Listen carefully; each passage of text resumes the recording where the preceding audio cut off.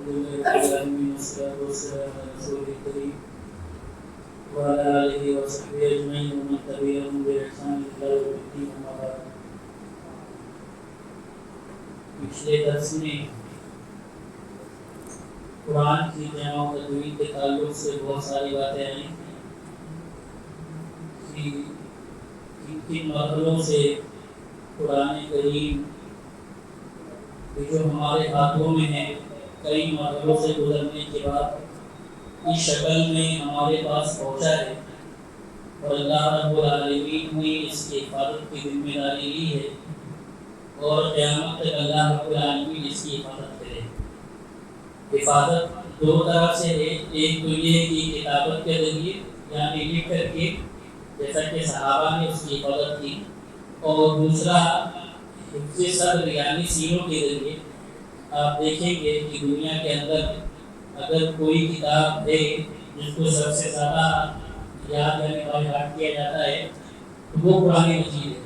اس کے علاوہ کوئی کتاب نہیں ہے دنیا کے اندر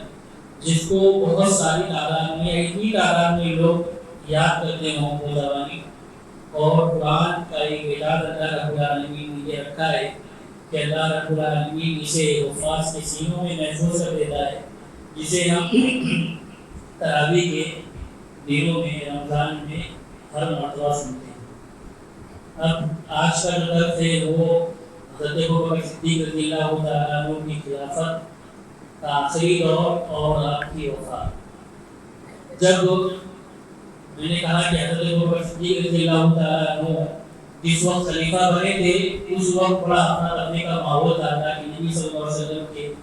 اس دنیا سے جانے کے بعد بہت سارے مرتدین اور کئی فتنے ایک ساتھ ابھر رہے تھے، اور حضرت ابوبکر صدیق رضی اللہ تعالیٰ عنہ کے سامنے بڑے بڑے چیلنج آ گئے تھے ایک ساتھ میں کہ اسے کیسے نپٹا جائے. لیکن اللہ رب العالمین نے آپ کی مدد کی. اللہ رب العالمین کی توفیق سے حضرت ابوبکر صدیق رضی اللہ تعالیٰ عنہ بالکل پہاڑ کی طرح کھڑے ہو گئے اور جتنے بھی فتنے ابھر رہے تھے وہ سب کا سر کچل دیا، اور 2 سالہ مدت کے اندر جو بہت ہی مختصر مدت ہے ان 2 سالہ مدت کے اندر سارے فتنوں کا خاتمہ کر دیا حضرت ابوبکر صدیق رضی اللہ تعالیٰ عنہ. ان کے آخری دور میں جب سارے فتنے ختم ہو گئے تو انہوں نے توجہ اس طرف کی کہ عراق اور شام کے جو علاقے اللہ کے نبی صلی اللہ علیہ وسلم کے فتح کرنا چاہ رہے تھے، جو آپ صلی اللہ علیہ وسلم کی خواہش تھی اس کے فتوحات کی طرف یعنی اس کو فتح کرنے کے لیے مسلمانوں کی فوجیں تیار کی. عراق کو فتح کرنے کے لیے حضرت خالد بن ولید رضی اللہ تعالیٰ عنہ اور دوسری طرف سے مسلمہ بن حارثہ رضی اللہ تعالیٰ عنہ کو بھیجا. یہ دونوں صحابہ الگ الگ جماعت کی شکل میں اپنے ساتھ لوگوں کو لے جا کر کے عراق کے بہت سارے فتح اس عراق کے بہت سارے علاقے جیسے مارکہ غابی سراسی بہت ساری جنگیں ہوئی، مارکہ مزار، مارکہ وجلہ، مارکہ اویس، فتح تیرہ، اس طرح سے بہت ساری فتوحات کا سلسلہ شروع ہو گیا. اور عراق کے ساتھ ساتھ شام، یہ 2 پاور اس وقت سپر پاور آپ سمجھ لیجیے کہ اللہ کے نبی صلی اللہ علیہ وسلم کی دور میں ان کا دبدبہ تھا عرب کے اندر. تو یہ دونوں جو ملک تھے ان کا سر بدل دیا مسلمانوں نے، عراق کا بھی اور شام کا بھی. شام کا تو اللہ کے نبی صلی اللہ علیہ وسلم نے اپنی زندگی میں صحابہ کو جو بھیجا تھا کرنے مودا جو ہوئی تھی اس میں بہت سارے بڑے بڑے کبار صحابہ شہید کر دیے گئے تھے. اور پھر اللہ کے نبی صلی اللہ علیہ وسلم کی دنیا سے جانے کے بعد حضرت ابوبکر صدیق رضی اللہ تعالیٰ عنہ نے حضرت زید کے بیٹے اسامہ رضی اللہ تعالیٰ عنہ کو اس ملک یعنی شام کی طرف روانہ کیا، اور پھر وہاں پر بھی بہت ساری ٹولی کی شکل میں بہت سارے لشکر کی شکل میں حضرت ابوبکر صدیق رضی اللہ تعالیٰ عنہ نے بہت ساری جماعت بھیجی، اور اس طرح سے دھیرے دھیرے عراق و شام کے بہت سارے علاقے فتح کر لیے مسلمانوں نے. اور یہ تھا کہ اب مسلمانوں کا غلبہ دوبارہ بحال ہو گیا تھا. جس طرح سے اللہ کے نبی صلی اللہ علیہ وسلم کے دور میں مسلمان تھے، جو دبدبہ مسلمانوں کا اللہ کے نبی صلی اللہ علیہ وسلم کے دور میں تھا، وہی دبدبہ پھر حضرت ابوبکر صدیق رضی اللہ تعالیٰ عنہ نے دوبارہ کر دیا. سن 13 ہجری میں جمادی الاخرہ جب شروع ہوتا ہے تو حضرت ابوبکر صدیق رضی اللہ تعالیٰ عنہ بیمار پڑ جاتے ہیں. سن 13 ہجری میں اللہ کے نبی صلی اللہ علیہ وسلم کی وفات سن کتنے ہجری میں اللہ کے نبی کی وفات سن 11 ہجری. اللہ کے نبی صلی اللہ علیہ وسلم کی وفات ربیع الاول سن 11 ہجری میں، اور حضرت ابوبکر صدیق رضی اللہ تعالیٰ عنہ کی وفات سن 13 ہجری میں جمعہ العاشرہ میں آپ بیمار پڑتے ہیں اور آپ کو یہ ایسا محسوس ہوتا ہے کہ لگتا ہے کہ اس بیماری میں وجود نہیں، تو کیونکہ انہوں نے اس چیز کو محسوس کیا تھا کہ جو اللہ کے نبی صلی اللہ علیہ وسلم اپنی اس دنیا سے جانے کے بعد اللہ کے نبی نے کسی کو خلیفہ اور اپنا جانشین مقرر نہیں کیا۔ بہت سارے اشارے مل رہے تھے اس بات کی طرف کہ میرے بعد اگر کوئی خلیفہ بننے کی لائق ہے، کوئی خلیفہ کا مستحق ہے تو وہ حضرت ابوبکر صدیق رضی اللہ تعالیٰ عنہ، لیکن اللہ کے نبی نے نامزد نہیں کیا تھا کہ میرے بعد خلیفہ حضرت ابوبکر صدیق ہی بنے، لیکن وہ اختلاف جو ابھرا تھا حضرت ابوبکر صدیق کے دور میں اس چیز کو انہوں نے محسوس کیا تھا، اور پھر وہ چاہ رہے تھے کہ واپس ایسا نہ ہو کہ مسلمان واپس سے اس فتنے کا شکار ہو جائے اور آپس میں کیونکہ دوبارہ ان کے اندر بحث و مباحثہ شروع ہو جائے، اس سے بہتر یہ ہے کہ میں کسی کو خلیفہ جانشین کر دیتا ہوں، خلیفہ نامزد کر دیتا ہوں۔ تو انہوں نے مشورہ کرنا شروع کیا بہت سارے انصار صحابہ سے، بہت سارے مہاجرین صحابہ سے مشورہ کرنا شروع کیا، جہاں تک حضرت عبدالرحمن بن عوف رضی اللہ تعالیٰ عنہ کو انہوں نے بلایا، بیماری جب ان کی شروع ہوئی اور ان سے پوچھا کہ تم مجھے بتاؤ عمر رضی اللہ تعالیٰ عنہ کے تعلق سے کہ وہ کیسے انسان ہے۔ حضرت عمر رضی اللہ تعالیٰ عنہ کو ہی بنانا چاہ رہے تھے، لیکن ڈائریکٹ نامزد کر دینا یہ بھی ایک مسئلہ تھا کہ کسی سے مشورہ نہیں کیا گیا، کسی سے کچھ پوچھا نہیں گیا، اسی لیے حضرت ابوبکر صدیق رضی اللہ تعالیٰ عنہ معلوم کرنا چاہ رہے تھے کہ ہو سکتا ہے حضرت عمر رضی اللہ تعالیٰ عنہ کا معاملہ کسی کے ساتھ رویہ گزرا ہو تو میں معلوم کر لیتا ہوں، اور میں یہ جاننے کی کوشش کرتا ہوں کہ حضرت عمر کے تعلق سے لوگوں کے ذہن میں کیا ہے، دوسرے صحابہ کیا سوچتے ہیں حضرت عمر رضی اللہ تعالیٰ عنہ کے تعلق سے۔ سب سے پہلے انہوں نے عبدالرحمن بن عوف رضی اللہ تعالیٰ عنہ سے مشورہ کیا، تو انہوں نے کہا کہ آپ ہم سے زیادہ جانتے ہیں، حضرت عمر رضی اللہ تعالیٰ عنہ کو آپ ہم سے زیادہ جانتے ہیں۔ انہوں نے کہا کہ نہیں پھر بھی بتلاؤ، تو انہوں نے کہا کہ میں نے ان سے کوئی چیز محسوس نہیں کی ہے،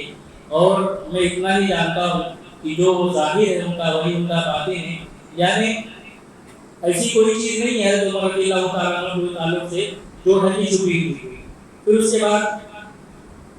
حضرت ابوبکر صدیق نے حضرت عثمان بن عفان رضی اللہ تعالیٰ عنہ کو بلایا اور ان سے بھی مشورہ کیا کہ مجھے بتاؤ، انہوں نے بھی یہی بات کہی،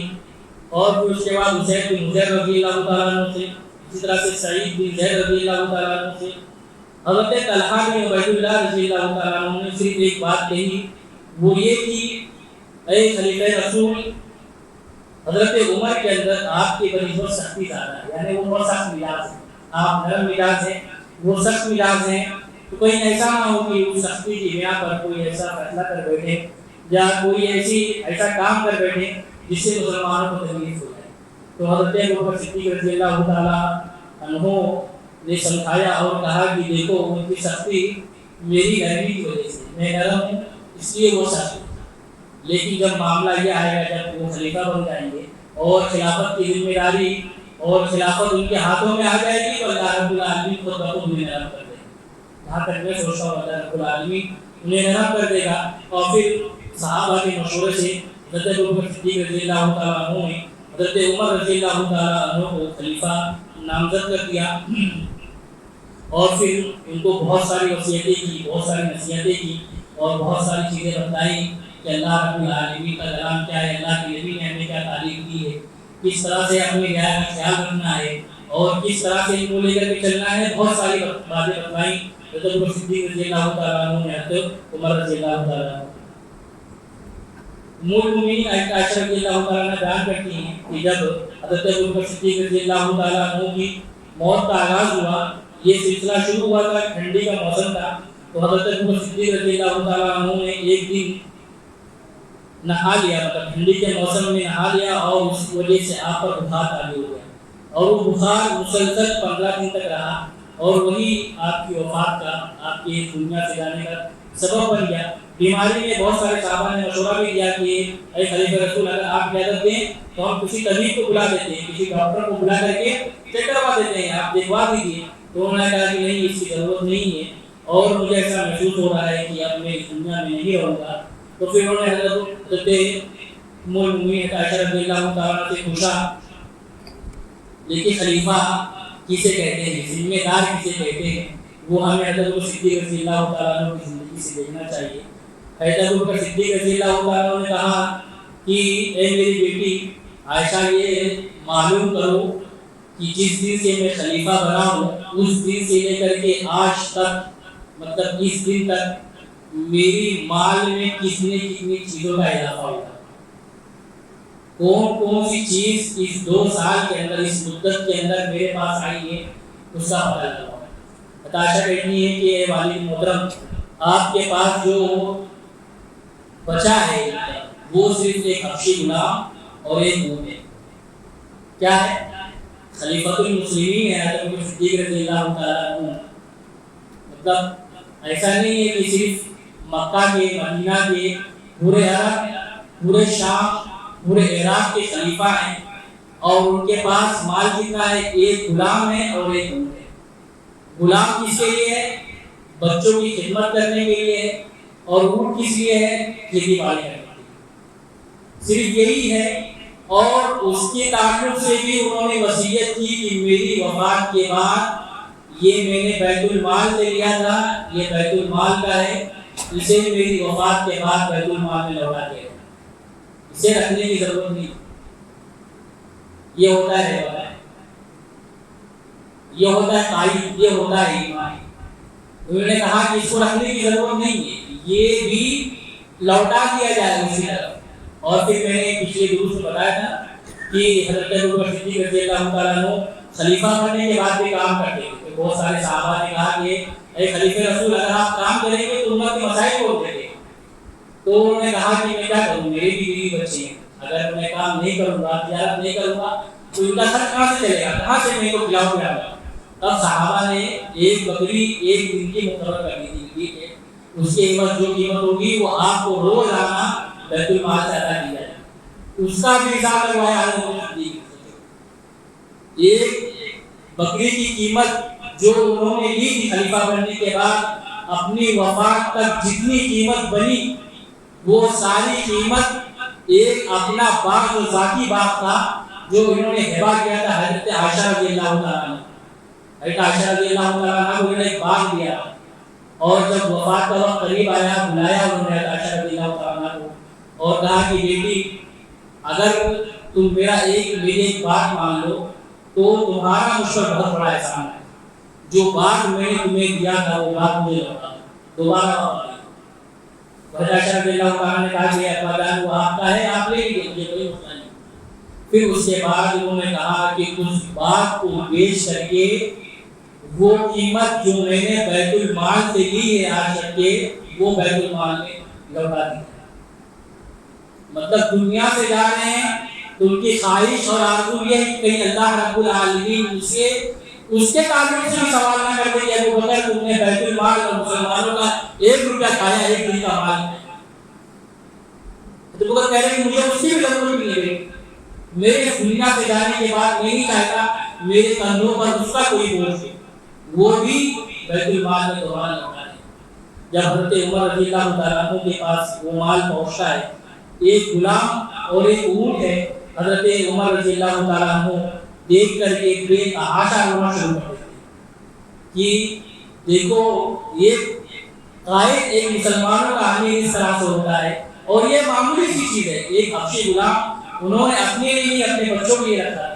ایک اونٹ اپنے لیے نہیں اپنی کھیتی باڑی کے لیے رکھا ہے، اور اسے بھی وہ نہیں چاہ رہے کہ میرے پاس رہے، اور اسے بھی لوٹا رہے ہیں بیت المال کی طرف۔ یہ بیت المال کے پیسے سے، بیت المال سے جو مجھے دولت اور مال حاصل ہوا ہے اس سے میں نے لیا ہے، اس لیے میں چاہتا ہوں کہ دوبارہ بیت المال میں لوٹا دوں۔ تو حضرت ابوبکر صدیق رضی اللہ تعالیٰ عنہ کی وفات کے بعد وہ تمام چیزیں جو انہوں نے حاصل کی تھی اسے لوٹا دیا گیا۔ بیت المال میں تقریباً 6000 درہم جو بنتا تھا، اس بات کو بیچنے کے بعد حضرت ابوبکر صدیق رضی اللہ تعالیٰ عنہ نے وہ 6000 درہم کی رقم بیت المال کو دوبارہ لوٹا دی۔ جب پیر کا دن آیا تو حضرت عائشہ رضی اللہ تعالیٰ عنہ سے حضرت ابوبکر صدیق رضی اللہ تعالیٰ عنہ نے پوچھا کہ بیٹی بتاؤ آج کون سا دن ہے؟ انہوں نے کہا کہ ابا جان آج پیر ہے، سوموار کا دن، پیر کا دن ہے۔ تو انہوں نے کہا کہ میری آرزو یہی ہے، میری خواہش یہی ہے کہ میں آج کے دن وفات پا جاؤں۔ جب آدمی کسی سے محبت کرتا ہے تو اس کی ہر ادا سے محبت کرتا ہے، اللہ کے نبی صلی اللہ علیہ وسلم کی وفات کس دن ہوئی تھی؟ پیر کی. حضرت ابوبکر صدیق رضی اللہ عنہ بھی چاہ رہے تھے کہ اللہ رب العالمین مجھے اسی دن کو عطا. اور ایسا ہی ہوا جب پیر کا دن بالکل ختم ہونے کے قریب ہو گیا تھا کہ مغرب کا وقت شروع ہو گیا ہے, مغرب کی نماز ہو گئی ہے, تو حضرت ابوبکر صدیق رضی اللہ عنہ کی وفات ہو گئی. انہوں نے پوچھا کہ اے بیٹی بتاؤ اللہ کے نبی صلی اللہ علیہ وسلم کو کفن کتنے کپڑوں میں دیا گیا تھا؟ انہوں نے کہا کہ 3 یمنی سوتی چادروں میں, نہ تو اس میں قمیص تھی نہ عمامہ. تو انہوں نے کہا کہ دیکھو میرے پاس ایک کپڑا ہے, اس میں زعفران یا مشک لگا دو, اس کو دھو دو اور اس کے ساتھ 2 کپڑے شامل کر دو, اس کے ساتھ 2 کپڑے شامل کر دو. تو عائشہ نے کہا کہ اے ابا یہ تو پرانے ہیں, میں اس سے بہتر نئے کپڑے آپ کے تیار کر دیتے ہیں, اس میں آپ کو کفن لے دیں. حضرت صدیق رضی اللہ عنہ کا جواب دیتے ہیں کہ وہ نئے کپڑے مردے کی بنسبت زیادہ مستحق زندوں کی. میں مر جاؤں گا, قبر میں دفن کر دیا جائے گا مجھے, تو بہتر یہ ہے کہ مجھے پہنانے کے بجائے کسی زندے کو پہنایا جائے, کسی مردے کو پہنانے کی بجائے کسی زندے کو پہنایا جائے. اور ہم نے دیکھا کل قبرستان میں کیا کیا ہوا ہے, کتنی فضول چیزیں, کتنی آپ دیکھ رہے ہیں آپ ہر چیز تو سوشل میڈیا پہ آ جاتی ہے. ایک ایمیج پتہ نہیں صحیح ہے کہ نہیں صحیح ہے واللہ اعلم, لیکن ایک قبر کو اس طرح سے سجایا گیا, اس طرح سے سجایا گیا کہ اس کے چاروں طرف صرف پل رکھے ہوئے, کپڑے لگائے ہوئے, چادر پہ چادر رکھی ہوئی ہے, لائٹنگ بہترین سے بہترین پھول سجائے گئے ہیں. یہ کیا ہے؟ حضرت ابوبکر صدیق رضی اللہ عنہ وصیت کر رہے ہیں کہ مجھ سے زیادہ مستحق اس کپڑے کا زندہ آدمی نہیں ہوتا. پھل کس کے لیے رکھنے ہیں؟ کون ہے؟ قبر سے نکلنے کے مولا ہے. وہ چادر جس کو آپ نے اڑائی ہے کون اڑے گا؟ یہ ساری چیزیں میرے بھائیوں صحابہ وہ ہیں جو ایک روپے کا حساب دینے کے لیے کہہ رہے کہ ایسا نہ ہو کہ اللہ کی وہاں میری پکڑ ہو جائے, بیٹی میں چاہتا ہوں کہ اللہ رب العالمین کیا میں کری ہو, یہ معاملہ میرے پاس ہے کھڑا ہو جائے.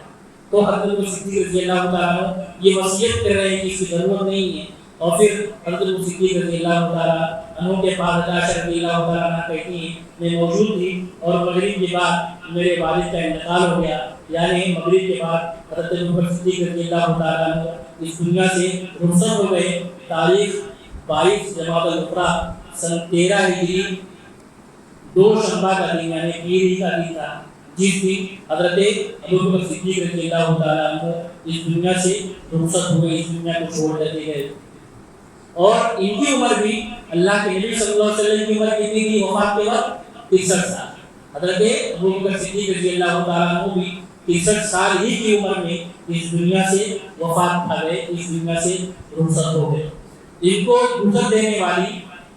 حضرت ابوبکر صدیق رضی اللہ تعالیٰ عنہ کی بیوی اسماء بنت امیس, جنہوں نے حضرت ابوبکر صدیق رضی اللہ تعالیٰ عنہ کو وفات کے بعد غسل دیا. بیوی شوہر کو اور شوہر بیوی کو غسل دے سکتا ہے, بیوی شوہر کو, شوہر بیوی کو غسل دینے کا سب سے زیادہ حق رکھتا ہے. لیکن ہمارے یہاں مسئلہ کیا ہے کہ انتقال ہوا تو نہ دیکھ سکتے ہو, نہ چھو سکتے ہو, نہ مل سکتے ہو, کچھ نہیں کرتے, سارا رشتہ ختم ہو جاتا ہے مرنے کا.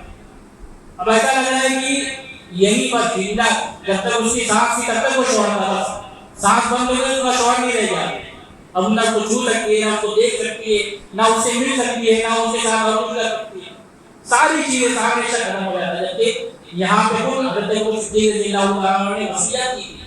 کہ مجھے نہلائیں گی کون؟ اسماء بنت امیس. اسماء بنت امیس مجھے نہلائیں گی, مجھے غسل دیں گی کرنے کے بعد. اور ویسا ہی ہوا, انہیں اسماء بنت امیس نے غسل کیا اور انہیں دفن کہاں کیا گیا؟ حضرت صدیق رضی اللہ عنہ کو اللہ کے نبی صلی اللہ علیہ وسلم کے قبر الحجرے عائشہ رضی اللہ عنہا میں جہاں اللہ کے نبی صلی اللہ علیہ وسلم کی قبر ہے, اللہ کے نبی صلی اللہ علیہ وسلم کے ایک پہلو میں دائیں جانب حضرت ابوبکر صدیق رضی اللہ تعالیٰ عنہ کو دفن کیا گیا اور بائیں جانب حضرت عمر رضی اللہ تعالیٰ عنہ کو دفن کیا گیا. جنازے کی نماز حضرت عمر بن خطاب رضی اللہ تعالیٰ عنہ نے پڑھائی اور آپ کی قبر میں حضرت عمر, حضرت عثمان, حضرت طلحہ اور عبید الرحمن رضی اللہ عنہ مجمعین اترے اور انہوں نے آپ کو قبر میں اتارا, آپ کو دفنایا اور دفنانے کے بعد آپ کی جسم کو اللہ رب العالمین کے حوالے کیا۔ حضرت علی رضی اللہ تعالیٰ عنہ کے تعلق سے جو بہت ساری باتیں ہم نے دیکھی تھی، لوگ واویلا بچاتے ہیں اور بہت ساری باتیں کہتے ہیں۔ حضرت علی رضی اللہ تعالیٰ عنہ کو جب اس بات کا پتہ چلا تو وہ بھی روتے روتے آئے، انہوں نے انا للہ و انا الیہ راجعون پڑھا اور ایک بہت لمبی چوڑی تقریر حضرت محمد صدیق رضی اللہ تعالیٰ عنہ کی فضیلت، ان کی عظمت، ان کے مقام اور مرتبے کے تعلق سے کی، اور مسلمانوں کے درمیان جو غلط فہمی تھی اس غلط فہمی کو بھی دور کیا انہوں نے کہ اللہ رب العالمین، اللہ کے نبی صلی اللہ علیہ وسلم کی دنیا سے جانے کے بعد اگر کوئی خلافت یا خلیفہ بننے کے مستحق تھے، کوئی لائق تھے، تو واقعی حضرت صدیق رضی اللہ تعالیٰ عنہ تھے، جنہوں نے بہت ہی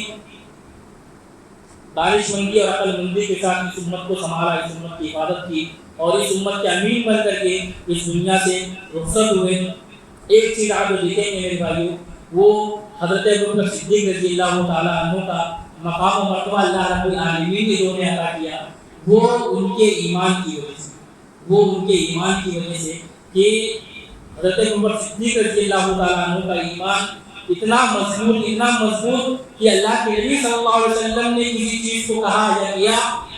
تو کوئی مانے نہ مانے، ابوبکر صدیق رضی اللہ تعالیٰ عنہ تسلیم۔ اور اللہ رب العالمین نے بھائیو ایک چیز آپ دیکھیں کہ اللہ رب العالمین کے یہاں پہ کوانٹیٹی مقصود نہیں ہے، کوالٹی مقصود ہے۔ آپ کا ایمان کیسا ہے یہ اللہ رب العالمین جاننا چاہتا ہے، کوانٹیٹی اللہ رب العالمین نہیں دیکھتا ہے۔ آپ دیکھیں کہ اللہ کے نبی صلی اللہ علیہ وسلم نے اپنی ایک بیوی غالباً حضرت زینب بنت جہش رضی اللہ تعالیٰ عنہا کو دیکھا کہ وہ اپنے آپ کو تھکا رہی ہے نفل پڑھ کے، تو انہوں نے کہا کہ اس سے بہتر میں کلمات تو میرا بتلا دیں، یہ جو تم اتنے نوافل پڑھ کر کے اپنے آپ کو تھکا رہی ہو، اس سے بہتر میں تمہیں کلمہ بتاتا ہوں۔ وہ کلمہ کیا ہے؟ سبحان اللہ وبحمدہ، سبحان اللہ عدد خلقہ، سبحان اللہ ورضا نفسہ، سبحان اللہ وزنۃ عرشہ، سبحان اللہ ومداد کلماتہ۔ یہ کلمات اللہ کے نبی صلی اللہ علیہ وسلم نے سکھلائے کہ اللہ رب العالمین کو بہت بڑا عبادت نہیں مقصود ہے کہ تو اپنے آپ کو ہٹا لو، بلکہ اللہ رب العالمین تو نیت دیکھتا ہے، اللہ رب العالمین تقویٰ دیکھتا ہے کہ تم کس مقصد سے، کس نیت سے عمل کرو، تم اپنے اس عمل میں کتنے سچے ہو، اللہ رب العالمین یہ دیکھتا ہے۔ اور حضرت ابوبکر صدیق رضی اللہ تعالیٰ عنہ کی زندگی آپ دیکھیں، حضرت ابوبکر صدیق رضی اللہ تعالیٰ عنہ اپنی پوری زندگی میں اس میں کھڑے ہوئے۔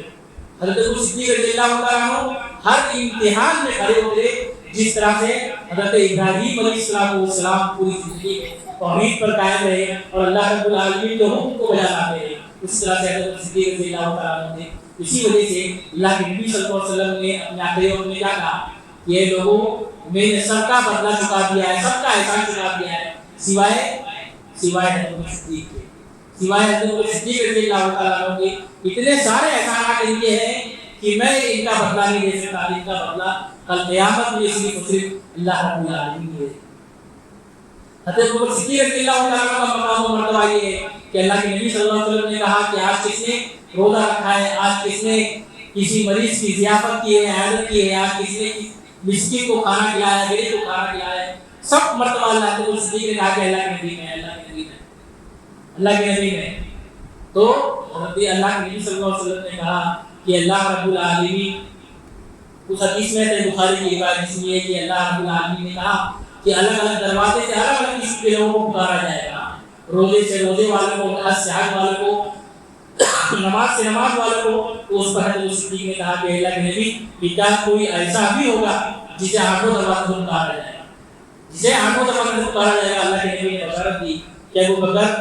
صدیق رضی اللہ تعالیٰ عنہ، میں سمجھتا ہوں کہ وہ تم ہوگے جسے اللہ رب العالمین کے نگہبان فرشتے، جنت کے فرشتے آٹھوں دروازوں سے پکارے۔ تو اس طرح کے بے شمار فضیلتیں میرے بھائیوں حضرت ابوبکر صدیق رضی اللہ تعالیٰ عنہ کے تعلق سے، خلیفہ رسول، خلیفۃ المسلمین کے تعلق سے کہ کس طرح سے انہوں نے اللہ کے نبی صلی اللہ علیہ وسلم کی دنیا سے جانے کے بعد امت کو سنبھالا اور امت کی حفاظت کی، امت کو صحیح راہ پر گامزن کیا، اور پھر اس کے بعد اپنے اس دنیا سے رخصت ہوتے ہوتے انہوں نے حضرت عمر بن خطاب رضی اللہ تعالیٰ عنہ کو خلیفہ نامزد کیا۔ اس کے بعد حضرت عمر رضی اللہ تعالیٰ عنہ نے کس طرح سے خلافت کو سنبھالا، انشاءاللہ وہ رمضان کے بعد ہم دیکھیں گے انشاءاللہ۔ حضرت عمر رضی اللہ تعالیٰ عنہ کی زندگی کے تعلق سے جو باتیں ہیں وہ رمضان بعد انشاءاللہ اس کا سلسلہ شروع کریں گے۔ اللہ رب العالمین سے دعا ہے کہ ہمیں کہیں عمل کرنے کی توفیق عطا فرمائے. جو اصل مقصد ہے میرے بھائی وہ یہ کہ جو صحابہ نے کیا ہے، جس طرح سے انہوں نے اللہ کے نبی صلی اللہ علیہ وسلم کی زندگی کو دیکھا ہے اور پھر اپنی زندگی میں اسے نافذ کرنے کی کوشش کی، اگر ہم اس طرح سے اپنے اندر تبدیلی لانے کی کوشش نہیں کرتے ہیں تو یہ سب سننے کا، پڑھنے کا، سمجھنے کا کوئی مقصد نہیں. اگر ہمارے اندر وہ تبدیلی کا جذبہ نہ ہو، وہ تبدیلی کرنے کا مقصد نہ ہو، تو اللہ رب العالمین سے دعا ہے کہ اللہ رب العالمین ہمیں بھی صحابہ کے نقش قدم پر چلائے. جب تک ہمیں دنیا میں زندہ رہے ایمان اسلام پر رکھے، جب بھی ہمارا سامنا کرے ایمان میں چلے کرے. آمین. وآخر دعوانا الحمد للہ رب العالمین. بارک اللہ فیک. اشہد ان لا الہ الا انت استغفرک و اتوب